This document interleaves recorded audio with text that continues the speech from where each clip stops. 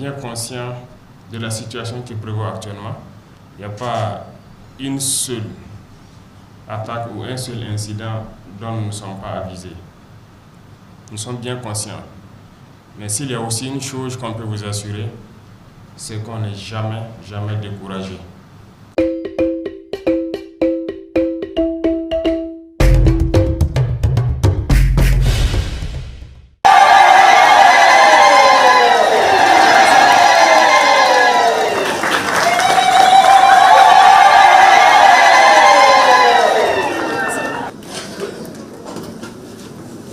Je dois l'avouer que c'est un immense plaisir pour moi donc de me retrouver avec vous ce matin pour échanger sur des questions de la nation.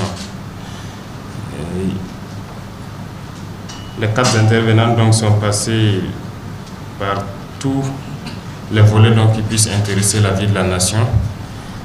Et s'il y a bien des choses qui ont attiré l'attention, c'est bien sûr la condition donc des femmes et des enfants dans ce conflit. Je me souviens qu'au début donc de notre action, nous avons souvent posé certaines questions donc à la population en vue de savoir quels signaux, sur quelle piste il faut bien évoluer. Cette guerre qui a commencé depuis maintenant 8 ans,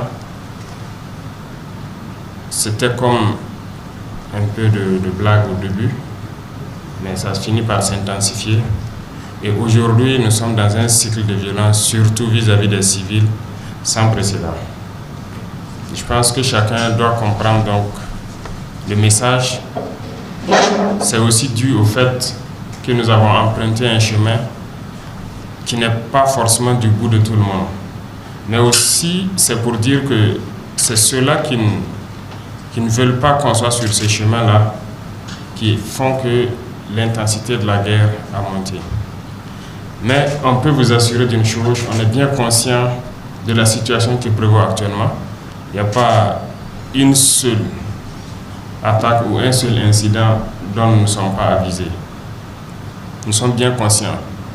Mais s'il y a aussi une chose qu'on peut vous assurer, c'est qu'on n'est jamais découragé. Nous sommes convaincus d'une seule chose. Nous sommes convaincus d'une seule chose, c'est que nous allons vaincre ce terrorisme-là. Nous voyons donc toute la souffrance des populations à l'intérieur. Nous tirons notre chapeau à ce peuple-là.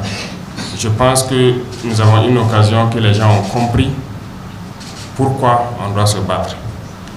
Et si tout le monde s'est jeté dans cette bataille, nous sommes de plus en plus encouragés et convaincus que la victoire, nous l'aurons. Ces derniers temps, on peut remarquer qu'avec la saison pluvieuse, il ne faut pas se leurrer, la mobilité est un peu compliquée. Mais néanmoins, les forces combattantes essaient de faire le maximum qu'ils peuvent pour ravitailler les zones où on a des difficultés d'accéder et aussi pour assurer un minimum de sécurité. L'ennemi aussi sait qu'il faut intensifier les attaques donc, durant cette saison pluvieuse. Donc ça va sembler dur pour nous, mais nous devons tenir bon pour traverser. C'est très important.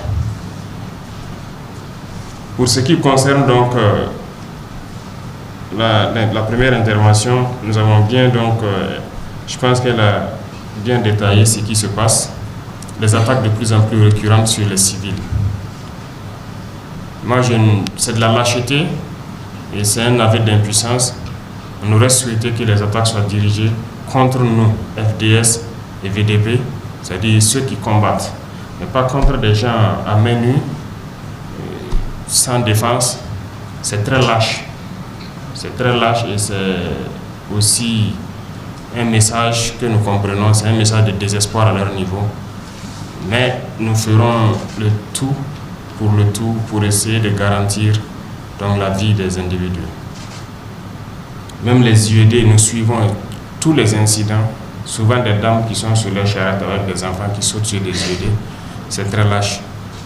Voilà. Donc, nous sommes d'accord, nous combattants, d'être des cibles et que ça se règle entre nous combattants qui avons des armes Mais lorsque le combat se détourne vers des civils, nous comprenons très bien ce que ça veut dire.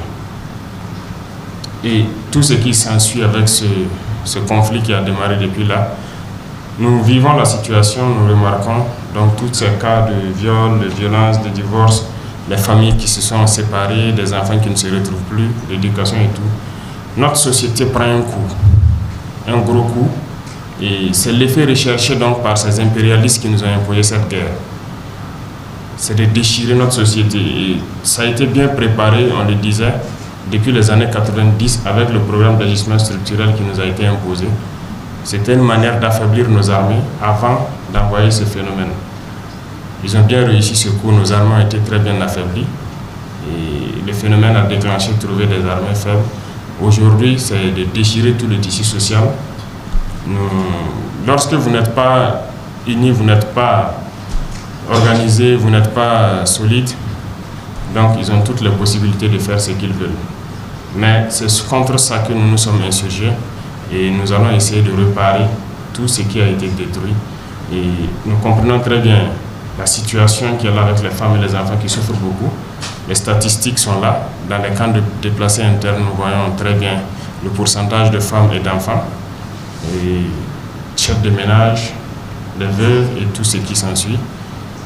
Exactement comme elle a décrit dans les maquis aujourd'hui, ce sont un accroissement du nombre de jeunes filles qui sont obligées de se retrouver là-bas.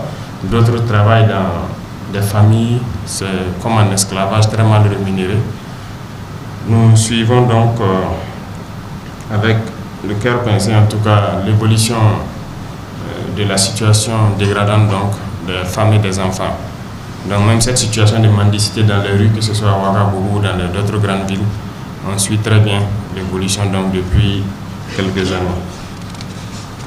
La question de santé qui est aussi devenue très préoccupante parce que beaucoup de structures sanitaires se sont fermées et pourtant des populations sont dans certaines zones et les agents de santé ont dû décamper parce qu'ils sont devenus entre-temps aussi des cibles. Donc nous en sommes bien conscients également. Et je pense que le travail que vous faites déjà, le fait de plaider auprès des leaders d'opinion, la sensibilisation des jeunes et des enfants, c'est une grosse tâche qui vous incombe aujourd'hui. Depuis quelque temps, avec les nouvelles technologies, même la télévision et tout, l'éducation est devenue le mal de notre société. Aujourd'hui, la situation de crise fait que beaucoup d'enfants se retrouvent perdus. Ils s'éduquent eux-mêmes, ils adoptent la posture qu'ils veulent. Et je pense que vous avez un très grand rôle à jouer pour les sensibiliser, pour les empêcher d'aller dans la délinquance. Et qui dit délinquance se retrouver donc au mains donc de ces bandits-là pour être utilisés. Aujourd'hui, la drogue, l'alcool, la drogue, ce sont des phénomènes qui détruisent notre société. Ce n'est pas exclu de voir des enfants, des mineurs se jeter donc dans ces vices-là. Donc, j'encourage en tout cas à continuer la sensibilisation, à récupérer tout ce qu'on peut récupérer pour qu'on puisse empêcher que la future génération-là ne soit perdue.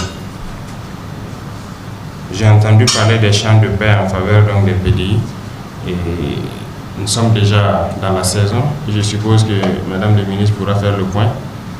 Comment on peut soutenir donc ces dames qui se sont engagées sur cette voie-là, qui ont pu créer des champs et pour les femmes PDI, comment les accompagner? Je pense qu'il y en a des possibilités, c'est-à-dire qu'en semences, en intrants et autres. La promotion de la culture de la solidarité, c'est très important parce que c'est quelque chose qui manque au Burkina. Et la solidarité, nous commençons à voir naître la solidarité actuellement, sinon c'est un mot quand même qui avait un peu disparu. Et je souhaite que vous puissiez, en tout cas en tant que femme, amener à changer, faire changer les cœurs de nous les hommes et des jeunes pour qu'on puisse être plus solidaires. C'est très important, surtout dans ces situations de conflit-là, que quelqu'un quand même ne puisse pas voir une personne souffrir et ne pas pouvoir lui venir en aide. Que les plus riches ne puissent pas voir les plus pauvres et ne pas pouvoir agir en faveur d'eux. Ce sont des valeurs qui étaient en train de disparaître. Aujourd'hui, nous saluons déjà l'élan patriotique qui fait que les gens, le fait de contribuer à l'effort, l'effort de paix comme on le dit, c'est aussi un élan de solidarité. Le fait de voir beaucoup de Burkinabés aujourd'hui amener des vivres et beaucoup d'autres choses pour les personnes déplacées internes, c'est déjà une solidarité naissante et nous reconnaissons cela, nous saluons ça. Mais les efforts en matière de promotion donc, de cette culture de solidarité sont donc à encourager.